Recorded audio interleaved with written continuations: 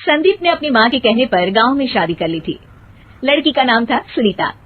माँ का कहना था एकदम मॉडर्न बहू नहीं होनी चाहिए, लेकिन उन्हें नहीं पता था कि गांव से आने वाली बहू सुंदर सुशील तो होगी और उसको गांव से बाहर भी निकाल लाएंगे, लेकिन उसके अंदर का गांव कैसे बाहर निकलेगा। शादी के कुछ दिन बाद, माँ टिफिन तो देना जरा। बेटा अब तो स्कूल नहीं ऑफिस जाता है, माँ से नहीं अपनी बीवी से टिफिन मांगा कर। ओके माँ। सुनीता टिफिन ले आओ। 1 किलो टिफिन, इसके अंदर पिस्ता डाल दिया है। पिस्ता? पिस्ता क्यों? सास जी ने बोला था ना कि आपको पिस्ता बहुत पसंद है। ओहो, मैंने पिस्ता नहीं पास्ता बोला था, पास्ता। पास्ता? कहीं होता है पास्ता? अरे बेटी तू रहने दे, मैं बना दूंगी। अच्छा किया कि पाव भाजी बनाने का नहीं बोला, वरना किसी के पाव बना देती है।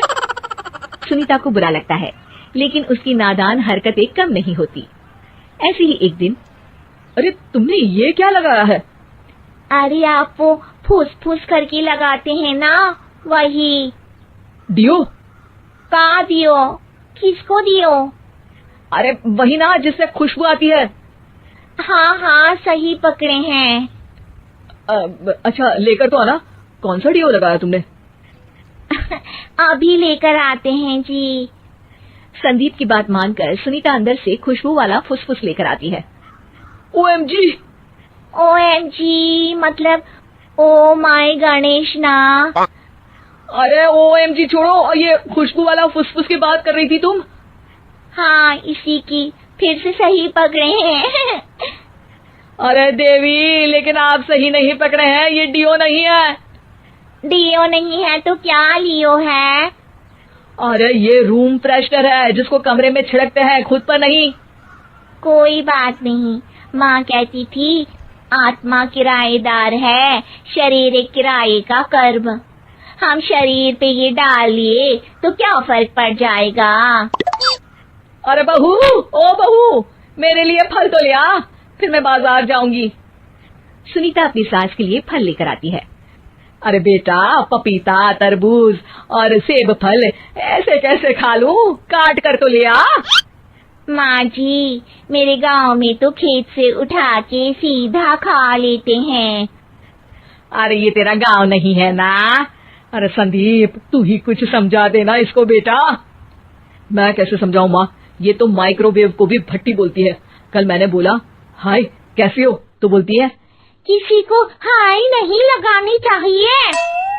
अरे सुनीता, तेरा क्या होगा?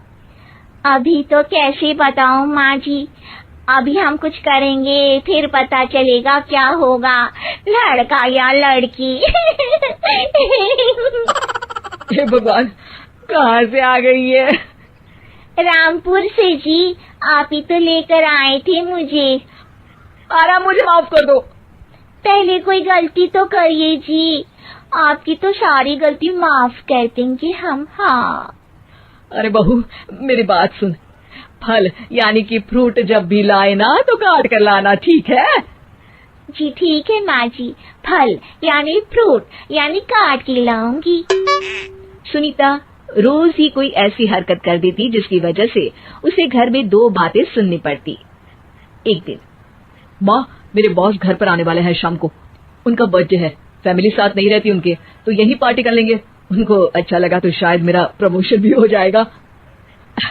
मैं ना फ्रूट केक लाकर फ्रिज में रख दूंगी और तेरे साथ आज खाना मैं बनाऊंगी, ताकि जब साहब आए तो खाने में कोई गड़बड़ ना हो। शाम को जब सारी तैयारियां हो जाती है, संदीप के साथ बड़े साहब भी घर आते हैं। फ्रूट केक तो ले आना बहू, फिर खाना खाएंगे। और इस सब की क्या जरूरत थी, आपने बुलाया वही काफी है। सर आपका परिवार शहर में नहीं है तो हम ही आपके परिवार जैसे हैं सर। इतने में ही सुनीता फ्रूट केक लेकर आती है और बड़े साहब की टेबल पर रख देती है, और जैसे ही केक के ऊपर का बॉक्स हटाती है, ओह ये क्या है, केक तो कटा हुआ है, मैं तो ऐसा नहीं लाई थी। आप मुझे शाबाशी दे सकती है माँ जी, मैंने ही केक काट दिया। आपने कहा था ना, फल यानी फ्रूट यानी हमेशा काट के लाना। तो फ्रूट केक भी तो फ्रूट ही है ना, तो मैंने पहले ही काट लिया। हूं ना मैं समझदार। अरे बहू, ये क्या किया? केक हमेशा वही काटता है जिसका जन्मदिन होता है। तुझे एक बात भी समझ नहीं आती, एक नंबर की बेवकूफ है। पूरा माहौल बिगड़ चुका था। संदीप को लगने लगा था कि साहब उसे प्रमोशन तो दूर की बात है, कहीं डिमोशन ना दे दे। लेकिन साहब बीच में ही बोल पड़ते हैं। अरे अरे, कोई बात नहीं, ये इनकी बेवकूफी नहीं है, इनका भोलापन है। बेटा, आप कहाँ से हो? रामपुर गांव से। अरे वाह, गांव से? फिर तो आपके गांव में ताजे फल और सब्जियां मिलते होंगे। हाँ, सही पकड़े हैं। हम तो काटते भी नहीं, सीधा खा लेते हैं। मैं ना एक बार तुम्हारे गांव घूमने जरूर चलूंगा। क्यों संदीप, ले चलोगे ना? मुझे गांव घूमना बहुत पसंद है।